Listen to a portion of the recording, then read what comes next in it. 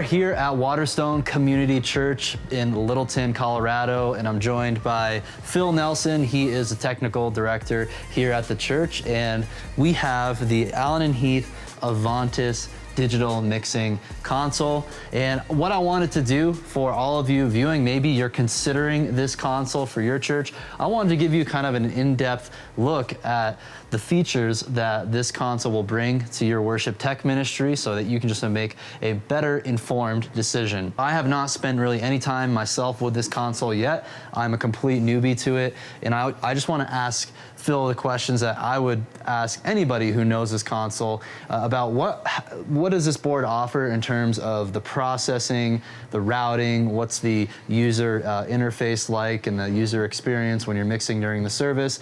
So we'll be able to just make a more informed decision if we go about purchasing this console for ourselves. So Phil, tell us a little bit more of the context of what board you guys were actually coming from before this one, and Sure. what made you decide to go this route with the Avantis? Sure. Yeah. So pre-COVID, we actually had a Digico SD9 at front of house, which might be surprising going from a Digico SD series to an Avantis. But once COVID hit, we didn't have a broadcast situation, and integrating a broadcast console via like an Orange Box or some other solution would get really, really expensive quickly. And the SD9 was old. It was one of the early SD9s that was installed here. So we went for a full upgrade of front of house and broadcast. So put a couple packages together, and then I ended up choosing the Allen & Heath route. And we have an SQ6 at broadcast now, and we have them connected over a Dante network. Awesome. So did you guys have Dante in place with before? Okay, so it's even Dante's new. Exactly. Yeah. And for those of you listening, Dante, it's a audio over IP protocol, which allows them to really just send audio from their, in your setup, is it being sent to here first and then to the other board, or straight from the stage boxes to the other board? Yeah, so Allen & Heath's protocol for their stage boxes is called S-Link. Okay. So there is a 48 by 16 stage box that actually is in front of house, and the old analog snake runs from the stage to front of house. Oh, okay. And so there's a bunch of wires that run into the stage box, and then it connects to Avantis via S-Link. Okay. And then I can then spill those post preamp feeds onto the Dante network through something called a digital tie line in the Allen & Heath. And those digital tie lines don't touch my internal I/O count. They don't touch processing power. It's merely a pass-through. Just a straight post preamp feed, straight to broadcast, straight to multi-track record. It makes it super easy to just get it out on the network. Yeah, that's awesome. And I think that segues well into the first sort of thing I would be thinking about when I'm buying a new board is like, how does the routing logic work? Like, how flexible is it? I think most digital mixing consoles these days, even ones that are more entry level, have a lot of flexibility of how you want to patch things from your stage box, your USB card or Dante card. So what's this board like when it comes to just the routing? And you can feel free to show us and kind of around the settings, so we got a camera there to show them. So in this bank of options I have here, one is called I/O. So what I/O gives me is every single in and output going through the console, whether from the stage box to pass-throughs and so on. So this is actually our broadcast link patch. So you can see these are my inputs right here. So S-Link, that is my stage box, 1 through 48. Yep. And then I have up here, I/O port 2 is what our Dante card is plugged into. So you can see it's a 1-to-1 patch from S-Link to the Dante network. So if it gets plugged in on input 9 on the stage, it goes to input 9 on the stage box and input 9 on the broadcast console. Everything's 1-to-1. And then if I want a multi-track, open logic, input 9. Everything is the same. So it keeps it as simple and as easy to troubleshoot as possible. So I'm just trying to understand or wrap my mind properly around it says I/O port 1 and I/O port 2. So Sure. that's that digital pass-through feature you were talking about? So the I/O ports are for cards. So Waves card, Dante card. Oh, you can have 2 different cards. Yeah, so Okay. you can get a Waves card for this console. You can do cards that just offer additional analog or AAS I/O, Dante, and they're I believe they're the same ones as the D-Live that go in here, the card slots. Can you run a Waves and a Dante card simultaneously? Yes. Wow, that's great. Yes.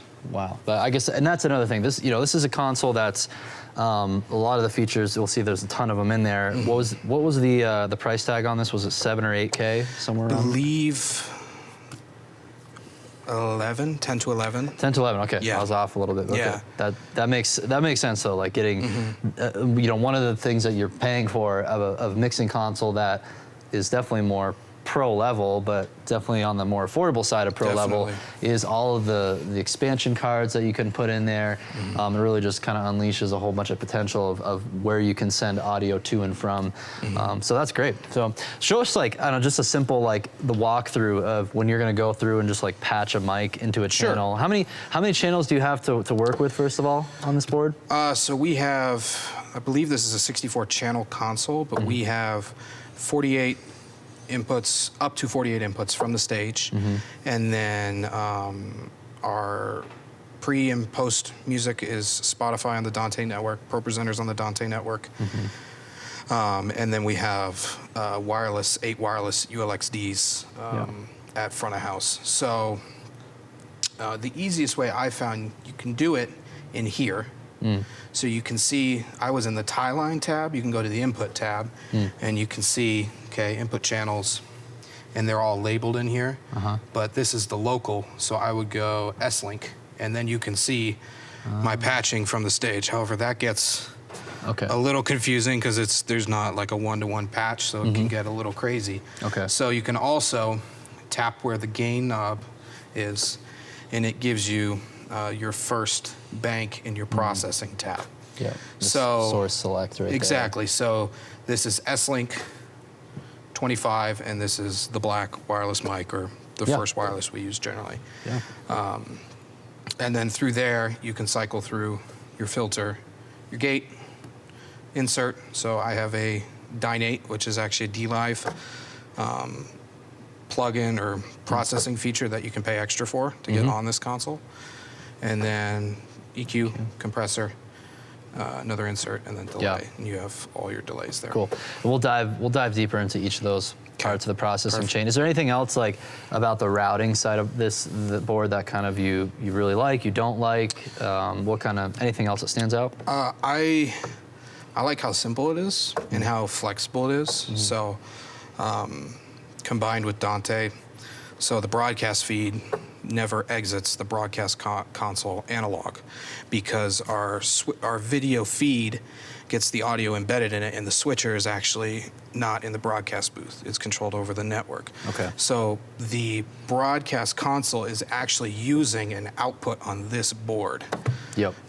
So that is... So the audio sent digitally to the broadcast booth. It's mixed on the SQ6, and then they send it back over Dante to here to make the conversion. Yeah, and it uses this I/O because this is close to the switcher.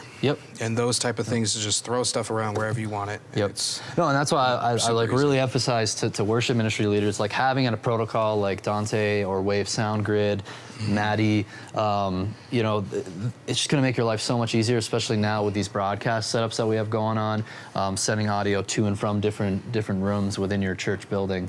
Awesome. Well, it's simple. I mean, I don't know if there's a whole lot more to be said about the routing side of things. This board is really easy to use, especially coming from an SD line Digico. Those are great, but especially if a volunteer walked up to an SD9 or an SD10 or whatever, it's very intimidating. I don't find this even remotely intimidating because it's just so easy to change stuff around. What about the preamps this console's using? Sure, yeah. So on the stage box, right? That's where they're... Yeah, so coming from a D-rack on an SD9, the D-racks were definitely brighter, and I felt had a little more clarity to them. These relatively feel warmer. And obviously that's just relative to a D-Rack.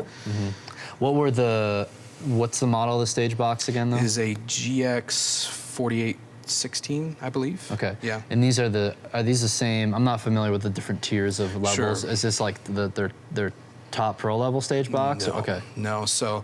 But they all use S-Link, like whether it's a D-Live console or this or a SQ, right? Yeah, they have. So there's something called Giga Ace that they also can use. And then if you go back, there's something called D-Snake, which is in like the QU series. Yeah. My understanding is that S-Link can kind of work with the D-Rack or the D-Snake, as well as like the newer stuff as well. I know the D-Lives have. The D-Lives can obviously do a little bit more than this. Yeah. Yeah. Awesome. Well, we've talked about routing, preamps. Now I think it's a good time to, actually, let's even talk about, before we dive into channel processing, let's talk about kind of your layout of the board. Sure. How you kind of, when you're setting up your channels and your mix buses and just kind of give us a walkthrough of how you've configured it, just to show the customization of it. Sure. So I have on the right side, all 8 wireless, iMac, which is our like Spotify machine, Pro 7, hub, which is just a matrix send out to the lobby, and then the stereo out. And I have it as color-coded as I can for what works for me, so I can very quickly get to what I'm looking for. And then on this side, I have my returns, so Vox verb, Vox delay, an instrument verb, and a drum verb. And then I have a band DCA, which covers pretty much everything on the stage that's not drums, tracks, or a vocal. So that can change a lot week to week. And that's super easy to flip stuff in and out. So this week, even though it's labeled tracks, it was we had a smaller band this weekend. So I just threw the keys sound from the tracks machine into what I would normally run the keys in, so it goes to their in-ears the same, like there's a keys player on stage. Yeah. And then obviously acoustic, electric, and then bass was also tracks today, but I wanted to treat it like a band instrument instead of a tracks channel, so I could have more access to it.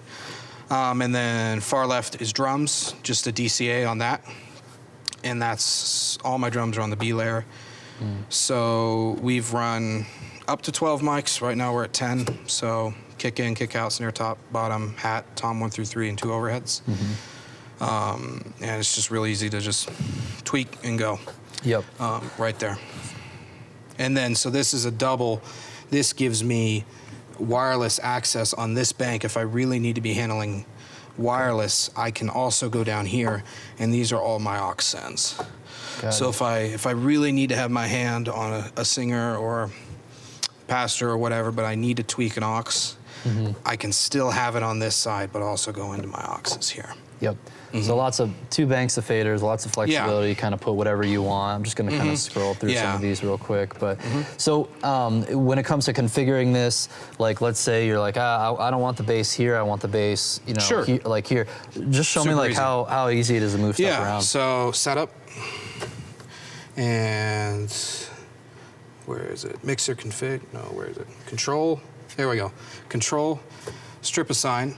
So you can see we're on bank 2 right now. So I'm gonna flip it to bank 1 this side. And I'm on layer A. So say I wanna get rid of this one and move bass here. I literally click it, it's gone. Click, drag, it's there. Wow. And that's it. And then I have access to all of my inputs. So these are my inputs, 1 through 64, effects, mix. And you just drag them. Yeah, so if I want the tracks DCA doubled, I just, okay, now I have 2 tracks DCAs, which I wouldn't know. That's really intuitive, man. Yeah, it's very easy and pretty hard to mess up. Yeah, that's awesome. Okay, so now that we kind of have a better idea of how you lay out channels, now let's kind of dive a little bit deeper into that processing chain of how you maybe kind of give people what they're going to expect when you're dialing in your gain, then gates, Sure. high pass filter, EQ, compressor, etc. It's kind of like if you're gonna go ahead and just process a vocal channel, kind of take us through those steps. Sure. Yeah. So first of all, get your gain structure right. So however you do that, Yep. so on. And then this encoder right now is locked to gain. Okay. So right now, these are all control the gain knobs. So make sure it's routed correctly, get your gain right. And then, depending on the input, I would go to the EQ, and I like to, you can access your filter through the That's EQ. nice. And obviously, this console is very touchscreen based, so I find myself using the touchscreen more than I can select this and tweak it and so on. But I find myself doing that more than anything. And touchscreens, you feel like it's really accurate? And Yeah, it's very accurate. It's very bright too. We've taken this outside, and there really hasn't been even in direct sunlight. Nice. Yeah. So you've got a 1, 2, 3, 4, 5, 6 band EQ? So 4-band plus your high and your low pass. Yeah, exactly. Yep. Awesome. And then show me the compressor. Sure. So this is just a simple tack release ratio threshold gain. Pretty straightforward. If you go into library though, and part of these are from the D-Pack. So they have a peak limiter. That's what you can purchase, the D-Pack, and have fancy plugins. Yeah, exactly. And you can use those like in any channel. Like you're pretty much unlimited in terms of. Yeah, there is a limitation on the amount of dynates you use.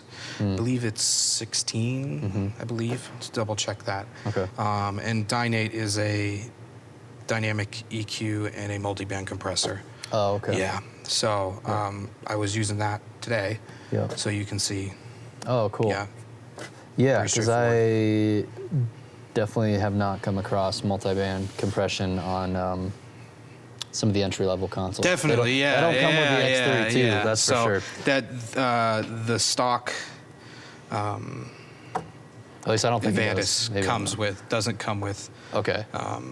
It, so you have to pay extra. Yeah, but it makes it like it's a more processor-intensive plugin. I would assume because you're having it's compressing different frequencies at different levels, and so, cool. Yeah. So there's that pressure. You can do whatever you like. And then obviously you can save presets and whatnot as well, just like anything else. And then got another insert if you want it, and then delay. Because how big is the effects rack for when you want to throw? I believe it's 8. Maybe Okay. it's 12. Hold on a second. 12. 12. Okay. Yeah. Awesome. It's 12. Yeah. And it's just standard Allen Heath reverb units and whatnot. They're pretty straightforward. So yeah.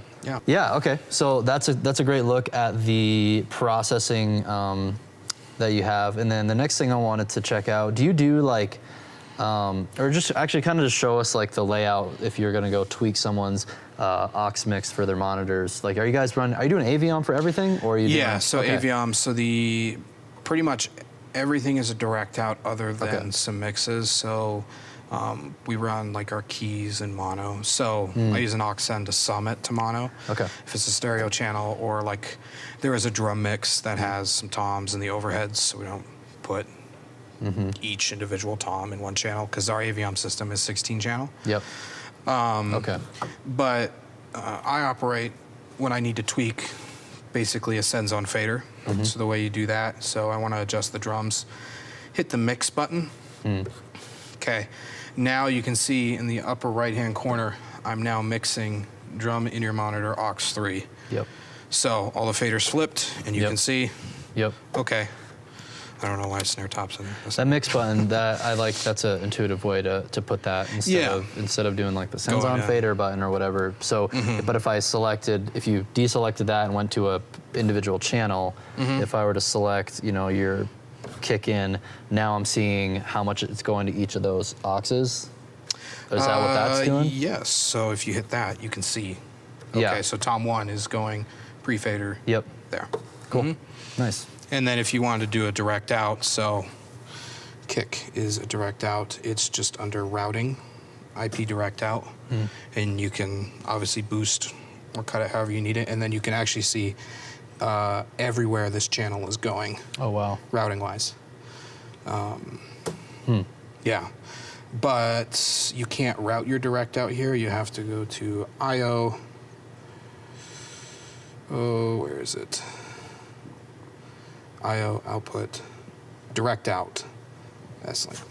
So we're using our 16 analog outputs on the stage rack into an ANET to analog interface, or analog to ANET interface. For AVIOMs. For AVIOMs, yeah. And then there's a Cat5 line that goes to the stage. Oh, cool. Nice.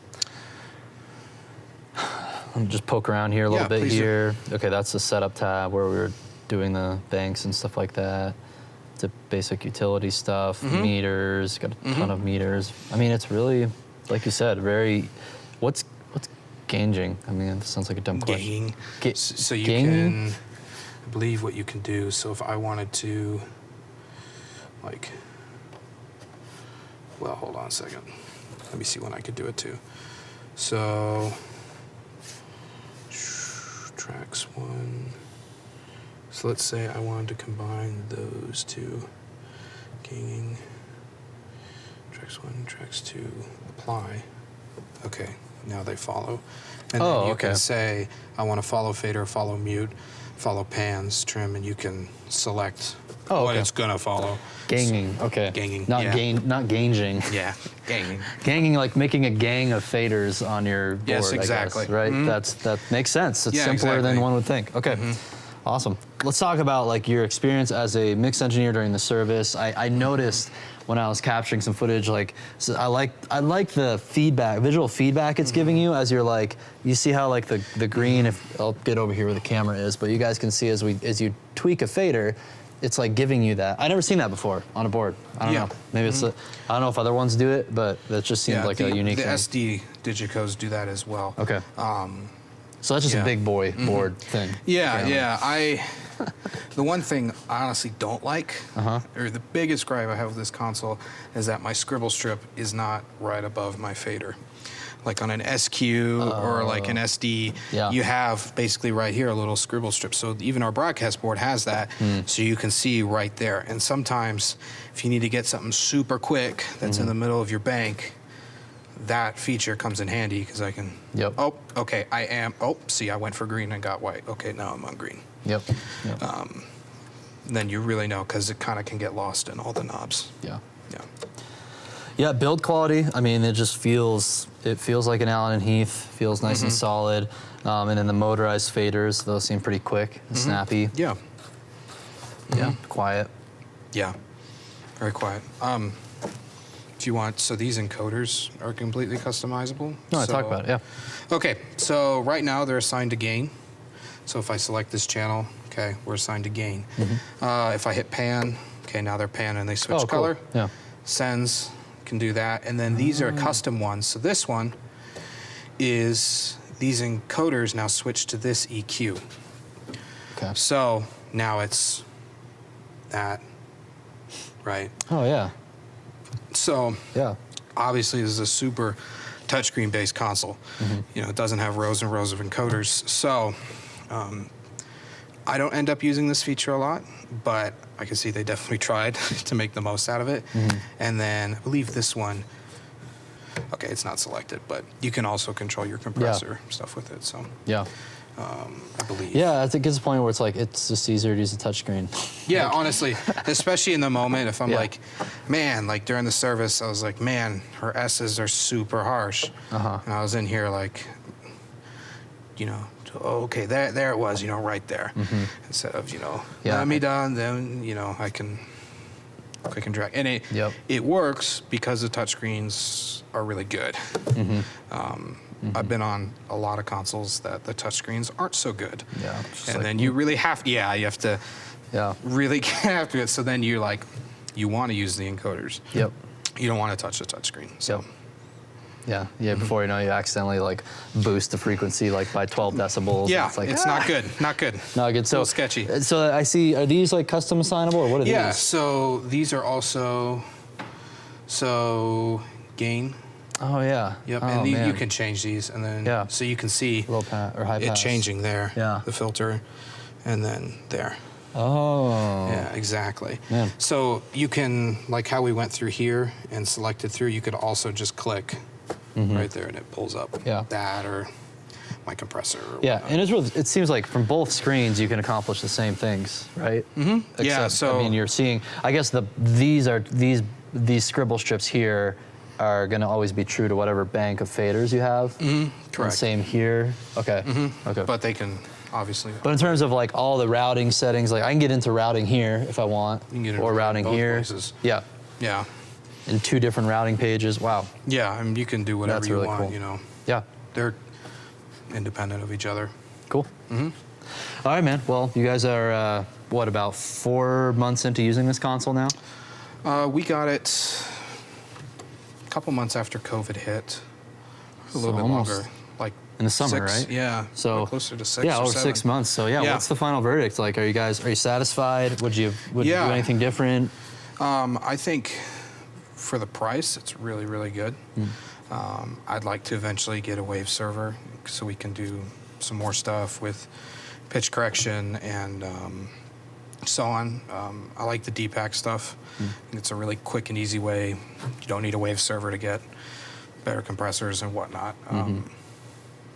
Yeah, I like how much visual feedback I get. I feel like I have everything in control. What if someone's considering this versus a D-Live as their kind of high-end? Yeah. Right? Yeah. Like, why would they go with this versus a D-Live? Personally, haven't been on a D-Live. Yeah, I haven't either. So. Yeah, sorry. Or this versus like an SQ7. Yeah, but then totally. you're talking almost twice the price for this. Yeah, so I feel like if you have an engineer that really knows what they're doing, I would justify this over an SQ because this obviously gives you way more information. It's a more capable console. I like the SQs too. I think they're great little consoles. Yeah. But this is definitely a step up in terms of what you can do with it, and also like, the information that's available to you. If you have someone that really knows what they're doing, or a paid guy or something like that, I think this makes a lot of sense. Yeah. Because you get some pretty powerful stuff for not the crazy price. Yeah. Yeah. Yeah. Yeah, it's not a small chunk of change, but you could spend more on Digico, higher end. Yeah. Higher end. Or like a CL5 or anything like Yeah. that. That was CL5 was actually a little out of our range. We were looking between a QL and the Avantis. Yeah. We went with Avantis. Oh, cool. Well, thanks so much, Phil. Yeah, I feel of like I understand this board a lot better, and it makes me really wish I could have one of these boards. It's great. I just got a SQ5 that we're using in our studio, so it's a little Those are fun. little mini version of this kind of. Yeah, totally. But Alan and Heath, they're putting out quality stuff. I think when I visited Sweetwater a few months ago, I met an Alan and Heath rep, and he explained just, especially with this console and with the SQ series, they're putting a lot of the high-end processing power and same engineering into these smaller, more affordable boards. Yeah. So guys, I mean, it seems like, 6 months in, you probably can't go wrong if you go this route with it's such a strong ecosystem that Alan and Heath has built here. And then, who knows what software updates they'll come up with, keep improving it over time. So thanks so much, Phil. Yeah, of course.